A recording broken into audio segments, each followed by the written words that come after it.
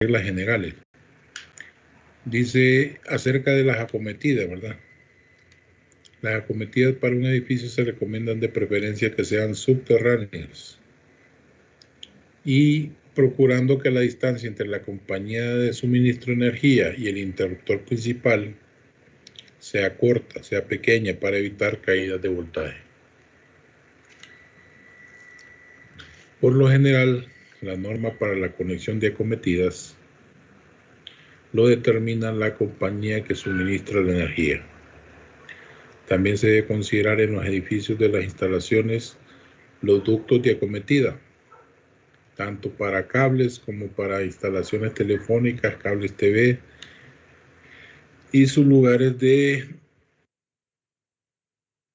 repartición de líneas de datos en cada oficina o en cada apartamento. O sea, para cada oficina, cada apartamento, cada negocio que tenga el edificio de apartamentos deberá pues tener sus propios ductos, unos para energía alterna y otros para las señales de telefónicas o las señales de televisión. Dichos cables deben ir retirados y aislados de los cables de energía eléctrica. Esto significa que los cables de data, los cables de televisión, los cables de telefonía deben ir separados de los cables que llevan energía eléctrica para evitar que haya intromisión con respecto al campo eléctrico.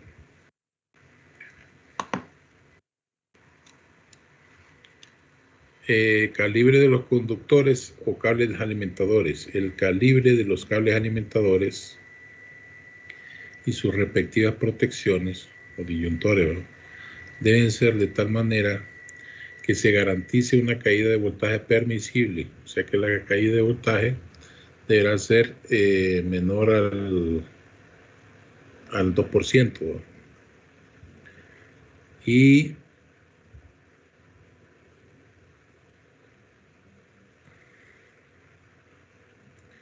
Y esta pues garantice una caída de voltaje permisible y que la capacidad del interruptor debe ir de acuerdo pues a la instalación. ¿Qué significa esto? Que el disyuntor que nosotros instalemos debe ir de acuerdo a la ampacidad del cable para que pueda protegerlo.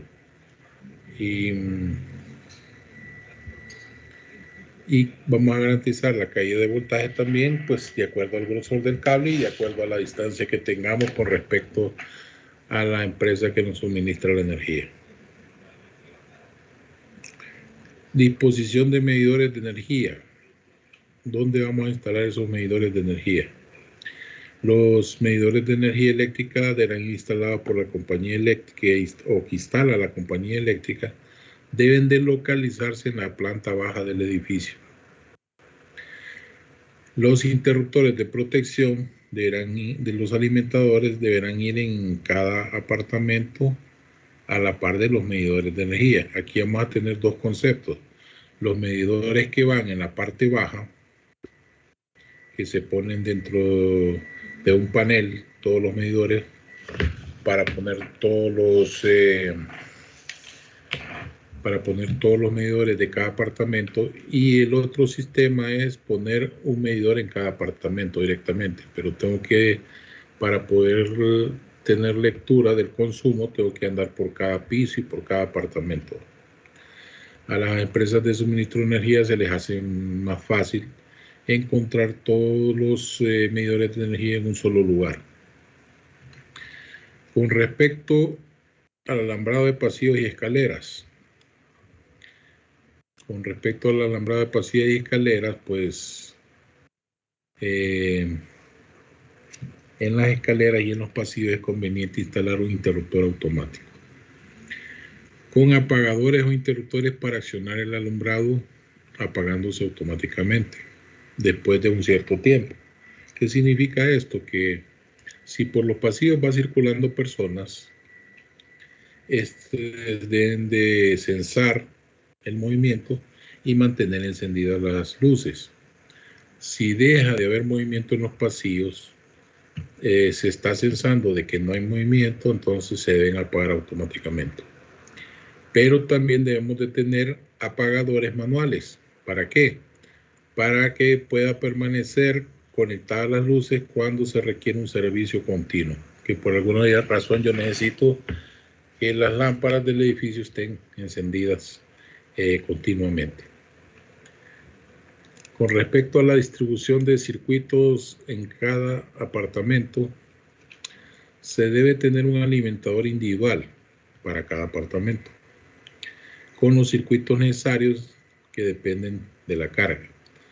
Los circuitos necesarios pues serán cuántos circuitos derivados va a tener cada apartamento. Si el apartamento va a tener las luces, los tomacorrientes, la estufa o otros equipos que van a tener tomas o circuitos individuales. Las cargas de los apartamentos deben estar balanceadas en las líneas alimentadoras. O sea que yo tengo que balancear de que la carga sea más o menos la misma en cada línea. En las líneas de carga que contienen los elementos de protección, ¿no? Y deben de estar dispuestos en un lugar accesible. O sea, ustedes saben, desde el primer parcial saben que los centros de carga y breaker deben de estar en lugares accesibles dentro de una vivienda, ¿no? Lo mismo pasa aquí en el edificio. Dentro del apartamento, el acceso a los disyuntores y breakers deben de estar en lugares accesibles como ser cocina o pasillos. Para circuitos especiales se debe disponer de circuitos individuales.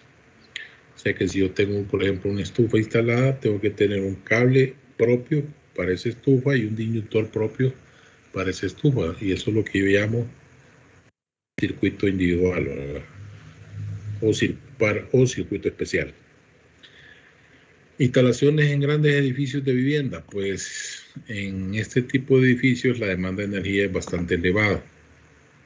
Y es lógico porque yo puedo tener un edificio de 10, 20 pisos y en cada piso puedo tener 10 apartamentos.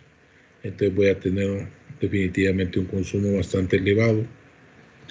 Y el parámetro más importante que tengo que verificar en esto es el voltaje de alimentación.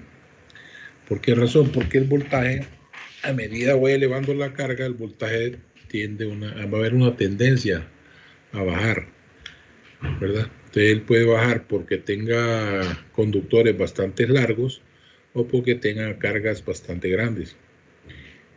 En vez de usar un servicio de energía de baja tensión, en ese caso, pues vamos a usar servicios de energía de alta tensión, que se requiere tener ese servicio a través de una pequeña subestación eléctrica interna dentro del edificio, ubicada normalmente en la planta baja del edificio o puede estar ubicada en el sótano.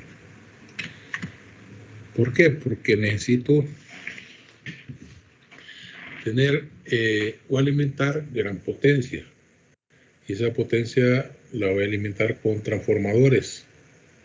Pero para eso tengo que tener mi línea primaria cerca, ¿verdad? Para poder obtener la menor caída de voltaje y poder obtener también el suministro necesario para todo el edificio. Cuando hablo de caída de voltaje, tienen que tomar en cuenta ustedes de que hay edificios que tienen 20, 30, 40, 50, 100 pisos, que en este medio no se miran, ¿no? Pero en otros países sí hay edificios muy altos. Entonces, cada piso que vamos subiendo, vamos aumentando la longitud del cable. Y eso hace que las trayectorias de cable se vuelvan muy largas. Y por eso es que necesitamos que se calculen bien los conductores para evitar caídas de voltaje. Pero también tenemos que jugar con el grosor del conductor. No podemos meter un cable muy grande solo para mantener el voltaje adecuado. Lo que hacemos en esos casos a veces es montar dos subestaciones, una abajo y otra más arriba, intermedia. Hasta estas subestaciones llegan cables de alto voltaje y de ellas se hacen las transformaciones para reducir de alto voltaje a voltaje de 240, que son voltajes utilizables.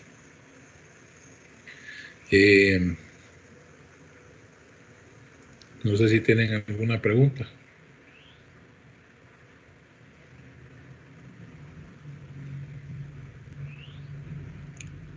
Bueno, sigo entonces.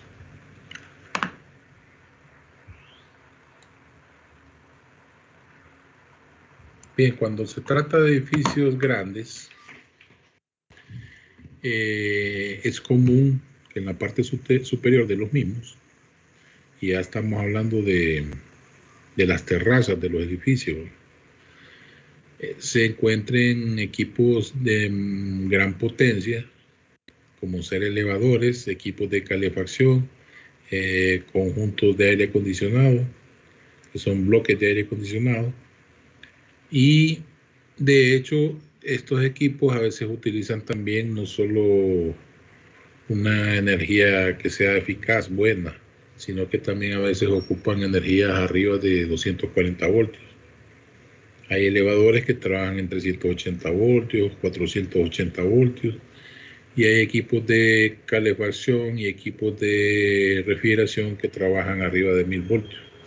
Entonces, para ese tipo de requerimientos, a veces también necesitamos tener en la parte superior otra subestación. Hay edificios pequeños aquí en Honduras que en cada piso tienen una mini subestación. O sea que en cada piso se va instalando un transformador y a cada piso va llegando alto voltaje, y en ese transformador se hace la reducción y ahí nomás se mete la energía al centro de carga de ese piso.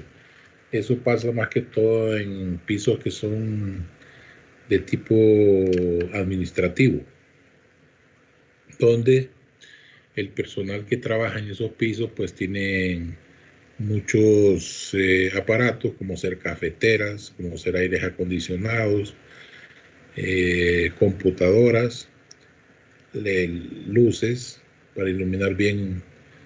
Tienen una cantidad de aparatos. Todas las personas que trabajan cargan su celular. Entonces tienen una gran cantidad de aparatos, pues que se requiere mejor de en cada piso tener un transformador para cada piso. No sé si tienen preguntas. De mi parte no. Bueno, ahora bien, quiero que entiendan este concepto.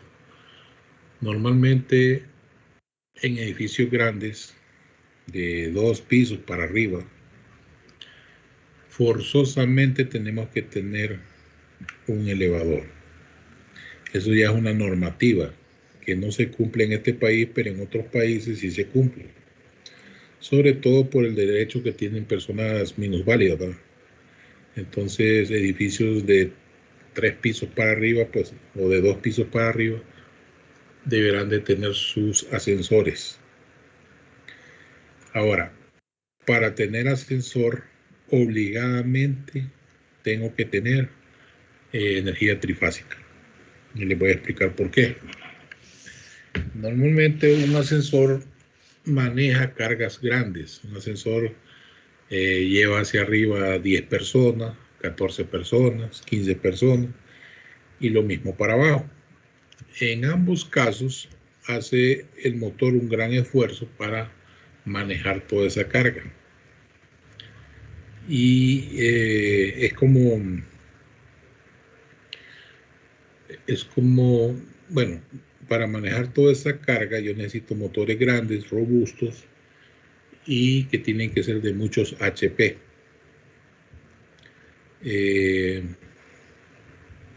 Si no fueran de muchos HP, entonces no podrían mover toda esa carga. Entonces tenemos catalogado que existen motores de 1/4, media, 1, hasta 2 HP, que son monofásicos. Pero para mover un ascensor yo necesito motores que sean de 7, 8, 10, 20 o más HP. Y ese tipo de motor se trabaja con energía trifásica, porque son grandes corrientes. Entonces, como son grandes corrientes, las tengo que repartir no en 2 fases, sino que en 3 fases.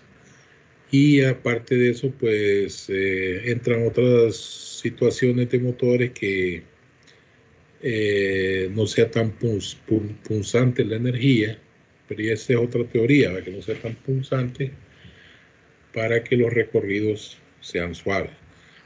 Entonces lo importante es que para tener un edificio con ascensor debería tener energía trifásica. Ahora, de la energía trifásica yo puedo sacar monofásica.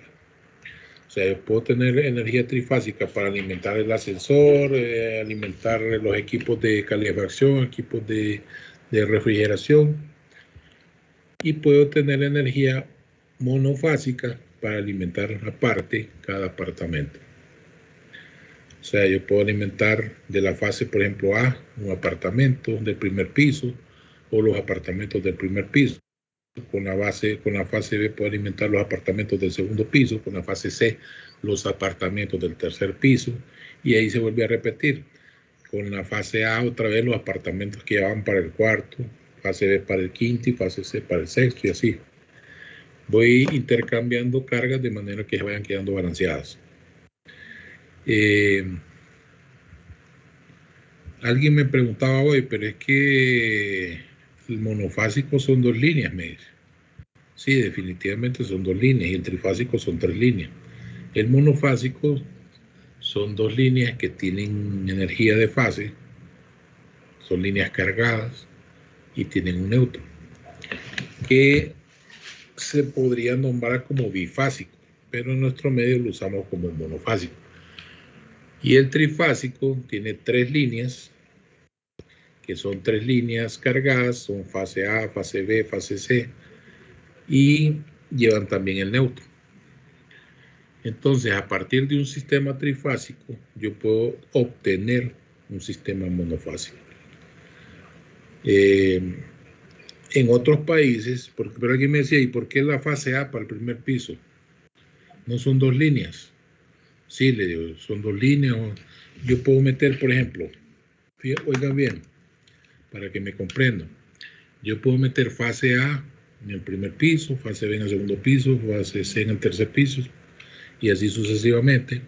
O puedo tener las 2 fases como fase AB en el primer piso, fase BC en el segundo piso, fase CA en el tercer piso, y así voy variando. En otros países, bueno, en este país, nuestro medidor de energía que nosotros instalamos es un medidor que lleva 2 fases, lleva 2 líneas cargadas. Pero en otros países el mismo medidor y la misma base se le hace una conexión de tal tipo, pues que lo único que lleva solo es una fase. O sea que yo a un apartamento meto, por decir algo, solo la línea viva y la neutra. Y con eso alimento todas las cargas del apartamento.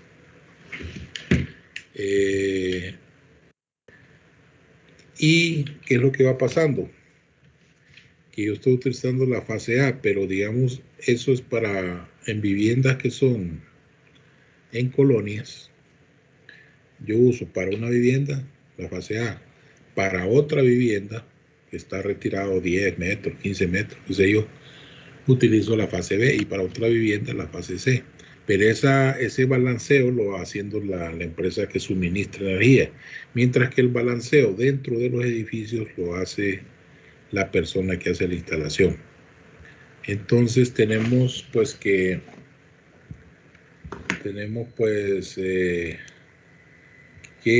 ver esa situación. Como les indico, en otros países se usa una sola fase para alimentar una vivienda, solo que son viviendas bastante pequeñas, que tal vez solo constan de 1 o 2 dormitorios, una pequeña cocineta y no llevan mucha carga. Normalmente se usa para familias de escasos recursos. Ya cuando metemos las 2 fases, así como acá en Honduras, porque vamos a conectar posiblemente aires acondicionados, estufas grandes y cargas que son 240 voltios. Y también puedo tener dentro de una casa un sistema trifásico. Como les digo, de un sistema trifásico yo puedo sacar sistemas monofásicos. De un sistema trifásico yo puedo sacar internamente otros centros de carga que sean monofásicos. Eso para que más o menos aclararles. Entonces, en estos edificios, pues es común que la subestación quede en la planta baja. A veces puede también quedar una subestación en la parte intermedia. Y cuando el edificio es muy alto, puede quedar una subestación también en la parte de arriba, en la terraza. En otros edificios que no son tan altos, pueden ser de 8, 10, 12 pisos, pueden haber mini subestaciones, o sea, un transformador en cada piso. Pero eso ya depende de quien diseñe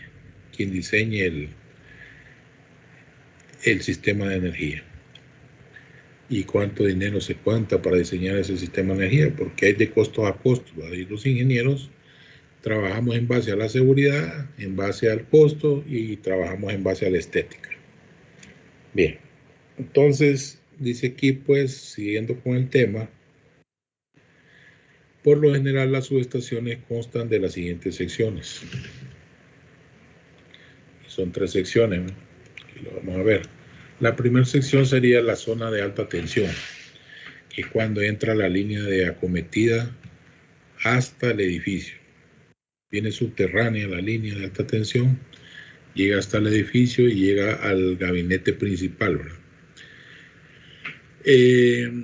Luego tenemos la zona de transformación, que es la zona donde entra el alto voltaje y se reduce a bajo voltaje para darle uso dentro del edificio.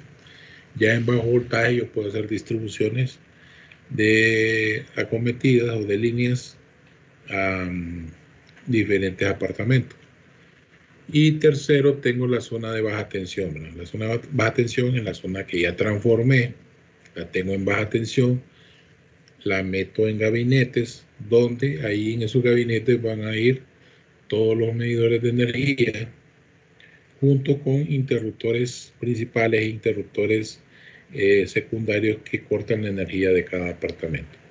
El interruptor principal me va a cortar la energía de todos los apartamentos o de todo el edificio, y los interruptores termomagnéticos secundarios nos van a cortar la energía de cada apartamento, tal y como lo vamos a ver en el siguiente diagrama. En este diagrama yo tengo aquí una entrada. Este es el diagrama de la subestación, ¿no? Tengo la entrada, que sería la entrada de acometida de energía. Después tengo este medidor, que sería equipo de medición, pero para alta tensión. Puedo medir el voltaje, la corriente, el factor de potencia en alta tensión. Tengo este otro interruptor que es manejado por esta cajita. La cajita viene siendo como un relé que maneja este interruptor para alta tensión también. Y lo maneja esta cajita porque no lo podemos manejar manualmente directamente nosotros. Porque aquí nadie puede meter las manos, hay alto voltaje. Luego este alto voltaje entra en un transformador, lo tenemos designado como T, que hace que entre el alto voltaje en el primer devanado y sale bajo voltaje en el segundo devanado. Luego del segundo devanado, pues yo ya voy a tener lo que son mis líneas, donde va a ir el primer el termomagnético principal, que es TM, interruptor termomagnético. Y luego del interruptor termomagnético se van a derivar varios interruptores, que son los que van a alimentar cada apartamento o van a alimentar cada piso. Porque como les digo, esto depende de cómo diseñemos nuestro sistema. No sé si tienen preguntas hasta ahora. ¿Preguntas?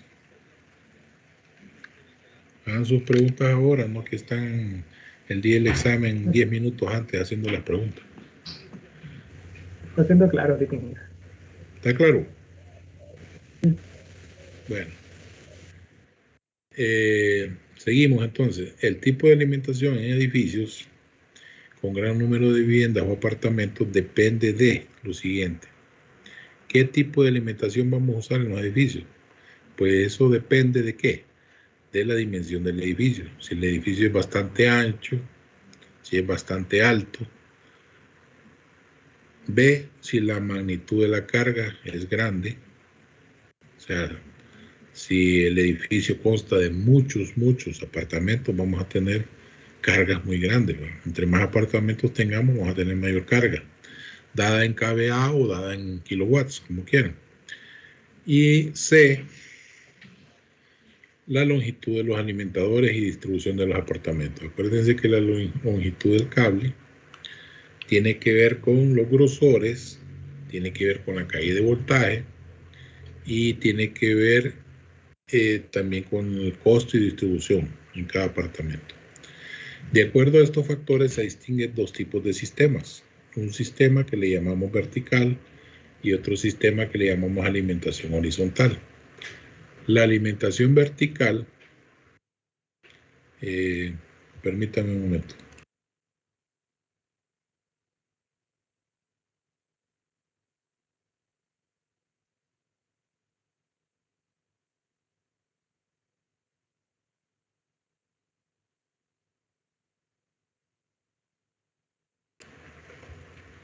Bien, como les decía, existen dos tipos de sistemas, uno vertical y uno horizontal. En el vertical, vamos a usar la alimentación vertical para alimentadores principales y vamos a usar alimentación horizontal para la alimentación en cada piso, que es como, por decir algo, subalimentadores o alimentadores secundarios. Miren aquí la alimentación vertical. Tenemos la subestación, en esta subestación entra la cometida, luego de la subestación sale cable que va y recorre todo el edificio para arriba.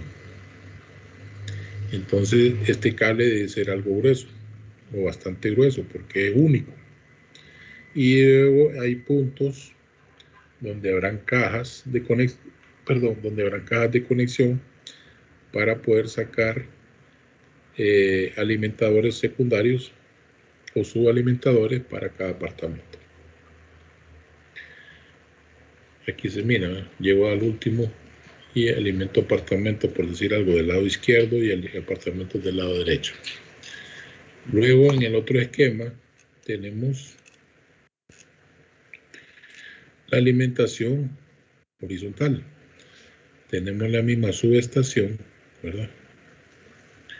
Y en esa subestación podemos dentro de la misma subestación, que es un cuarto, tener esta barra. Miren esta barra que ustedes ven acá. Una sola barra interna y de esa barra salen todos los circuitos alimentadores, como lo ven aquí. Todos estos son circuitos alimentadores. Y de esos circuitos alimentadores, porque el primero va al primer piso, el segundo al segundo piso, el tercero al tercer piso, el otro al cuarto. Cada circuito alimentador luego se deriva a apartamentos de un lado y apartamentos de otro lado. Lo mismo acá, mira, apartamento del lado izquierdo, lado derecho. A veces pueden ser un solo apartamento izquierdo, apartamento derecho, pero si son varios pueden ser apartamentos del lado izquierdo y apartamentos del lado derecho. Entonces tenemos los dos diferentes tipos de alimentación. La vertical pues tiene la facilidad de que podemos un solo conductor que va desde la subestación hasta arriba y luego vamos derivando en forma de árbol. Este lleva, por decirlo así, menos mano de obra, menos material, ¿no? Pero tenemos la alimentación horizontal que sale de la barra, de esta barra que está aquí, ¿no? Y va a alimentar el primer piso, el segundo piso, el tercer piso, el cuarto piso. O sea que salen varios cables alimentadores.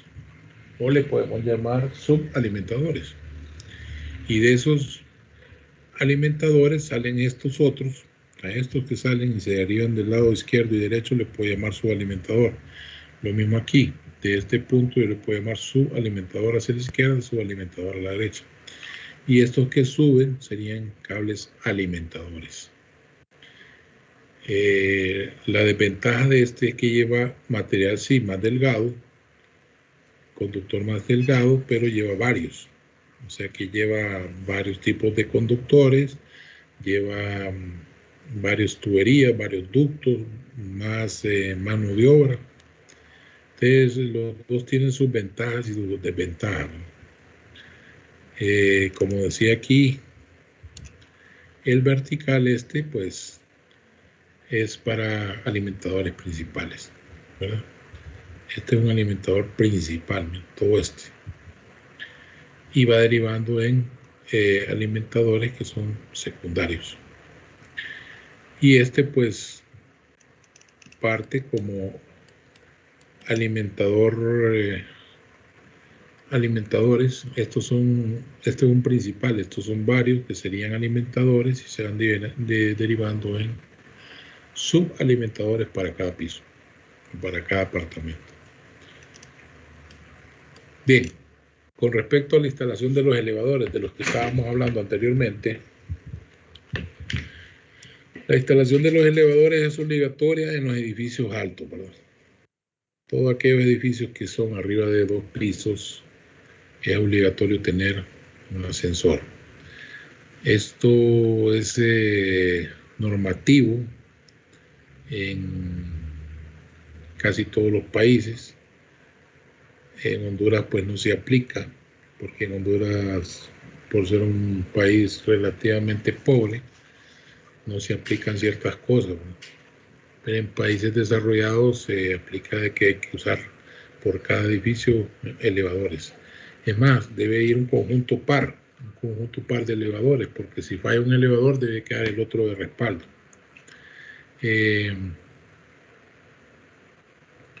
Hoy en día es obligatorio que se contengan elevadores que para mayores a 3 pisos. Se tome en cuenta mucho las personas minusválidas, las personas tal vez no minusválidas, pero sí personas de la tercera edad, se les toma mucho en cuenta. El tamaño de la cabina, el tamaño de la cabina del elevador se determina tomando en consideración la capacidad de carga expresada en kilogramos. Por ejemplo, si yo determino que un edificio necesita bajar 10 personas de un solo, en hora pico, yo voy a tener un peso que llevar, y en base a ese peso en kilogramos yo puedo escoger la capacidad del ascensor. Lo mismo, si es un edificio muy alto, pues voy a tener que usar elevadores que son veloces para poder transportar personas de un 75 pisos o un 80 pisos para abajo o para arriba. Necesito elevadores veloces. De otra manera, pues si no es veloz el elevador, ocurren los sistemas de cola, que es lo que tratamos de evitar. También hay que ver cuál es el tipo de puerta de cabina, si va a ser una sola puerta o va a ser puerta doble. También hay que tomar en cuenta la disposición del contrapeso. El contrapeso es un peso que llevan los elevadores en contra de sí mismo, que ayuda pues a balancear y a llevar la carga hacia arriba y regresarla hacia abajo. Ese contrapeso lleva un espacio y ese espacio lo tenemos que tomar en cuenta en toda la subida y recorrido del edificio. También tenemos que ver la información adicional que nos pueda proporcionar el fabricante. Bien, el tipo de ascensor o elevador más usado es el conocido como maniobra universal. Desde los años, creo que 30 para acá, los primeros ascensores que se han usado han sido iguales a los ascensores de hoy en día. son de maniobra universal. Lo único que ha cambiado, pues el motor sigue siendo el mismo, la estructura es la misma, contrapeso es el mismo. Lo que ha cambiado tal vez un poco son los sistemas de seguridad y la electrónica, que antes se hacía a través todo de relés, ahora se hace todo a través de microprocesadores.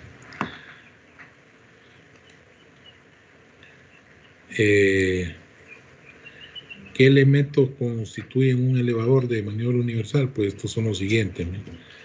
El motor de maniobra. El motor en sí es el primer elemento y el más importante.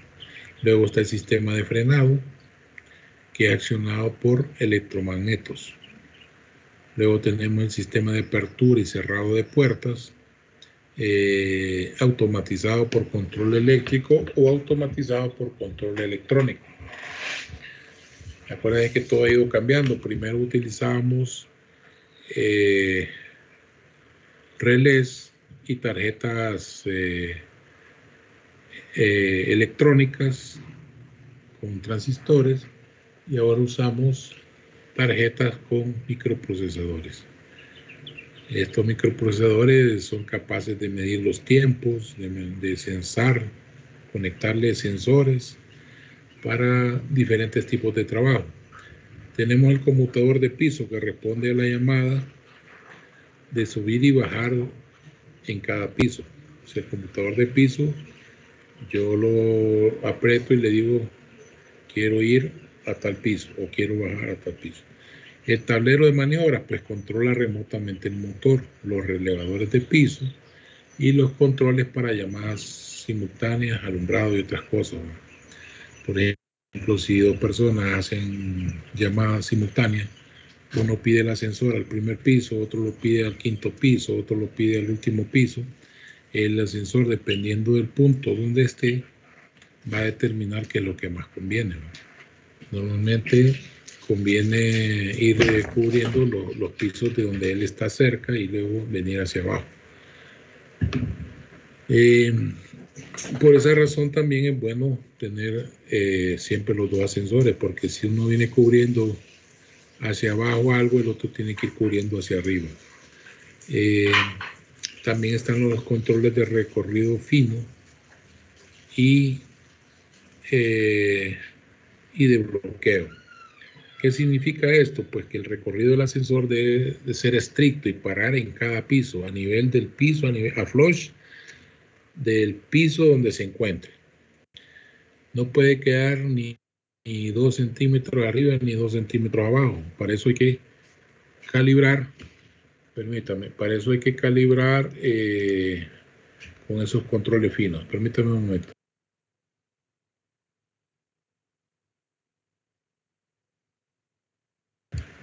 Bien,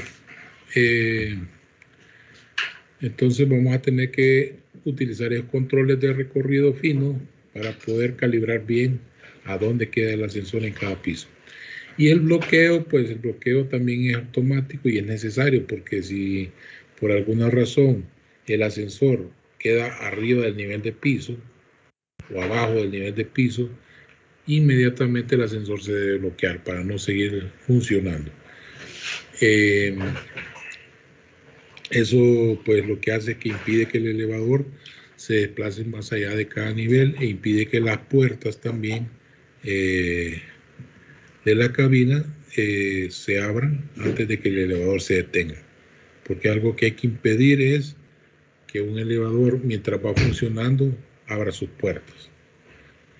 La otra, ya por último, pues tenemos el sistema de señalización. El sistema de señalización son todos esos tableros que están afuera del ascensor, en las paredes o adentro del ascensor, que señalizan en qué piso van o a qué piso van, cuál es la posición en que está, si viene hacia abajo, si va hacia arriba, si hay disponibilidad de ascensores, si están ocupados los dos, el sentido de marcha y ese tipo de cosas. En el sistema de señalización también hoy en día se usa mucho la electrónica, ¿verdad? Y mucho las lámparas LED.